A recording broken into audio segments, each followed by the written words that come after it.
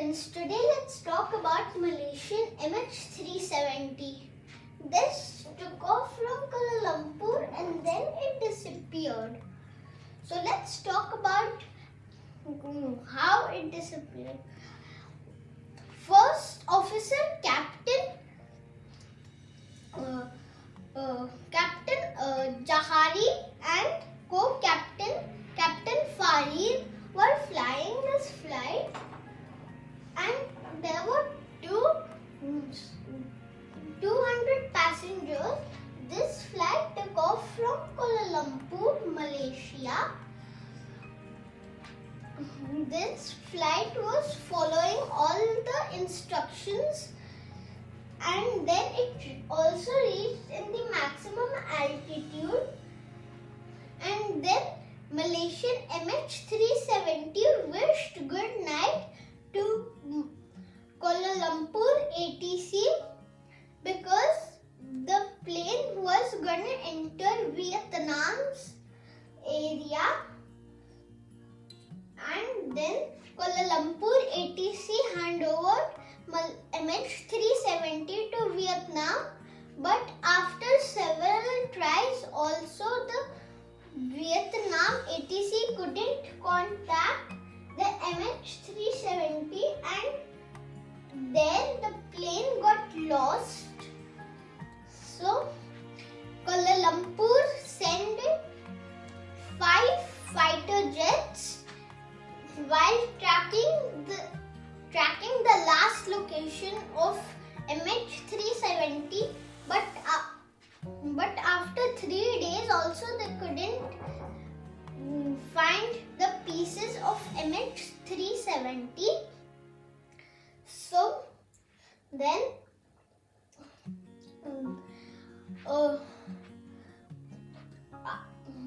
at that day only something very good happened.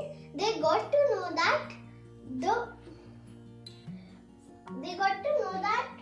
the plane was not crashed when we were looking for MH370 till now.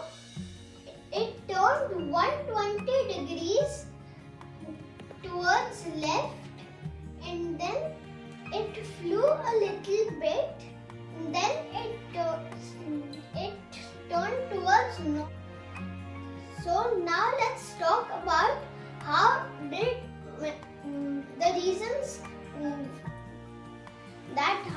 the MH370 crash. So the first reason can be that it took off from Kuala Lumpur and then the flight got hijacked, and the hijacker told to turn the flight 120 degrees towards left and fly it a little bit far, and then turn it towards northwest and fly 6 hours, and then crash the plane vertically. So that can be the first reason. So the investigators checked all the background images of the passengers, but none of the passengers were terrorists or armies who could hijack the MH370, and also if they would hijack the MH370, they would contact to the terrorist government, but nobody contacted to the terrorist government. So we get to know that the plane wasn't hijacked. So the other reason can be the pilot turned the flight into 120 degrees, and then he flew a little bit far, and then he turned towards northwest and crashed the flight vertically. That can be the second reason. So after this crash, the investigators also contacted Malaysian police. So the police went to Captain Farid's house first. Over there they got to joined the pilot job at 2007, and he only flew the plane 6 times as a co-captain.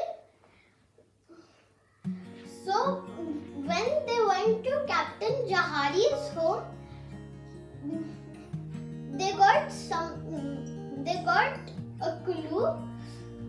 So the clue was that Captain Jahari was in depression for one day because he was not only in the contact of his wife, he was also in contact of other girls.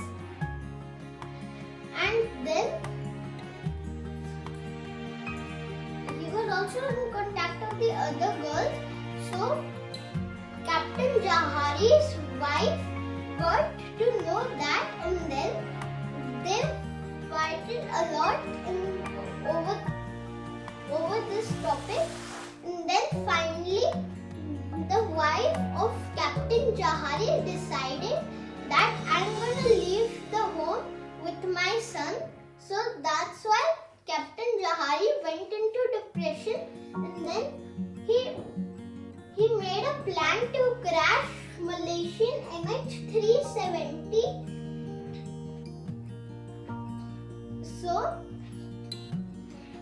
he took off the plane from Kuala Lumpur, Malaysia,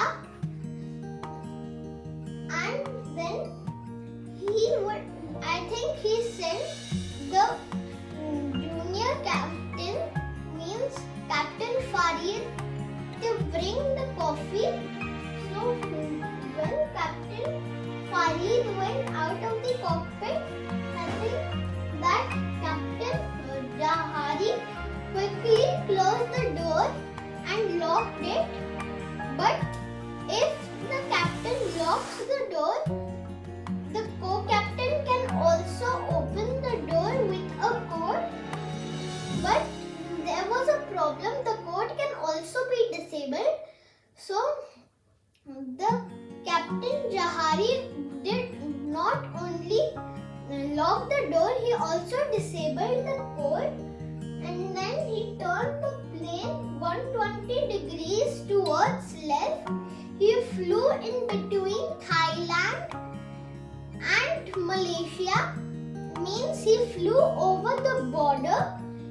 He only wanted the plane to be disappeared. So then after flying over the border, he turned the plane to northwest and flew to Indian Ocean, and the plane flew till 6 hours, and the plane was in good condition till that time. And then finally the pilot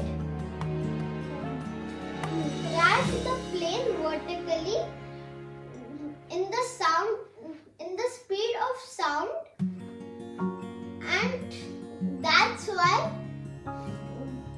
till now the investigators couldn't find the MH370's pieces, and they couldn't find the black box and CVR.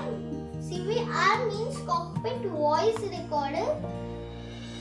So this was the whole story of MH370 Malaysian Airlines. All the passengers died in this crash, and this was one of the deadliest crash of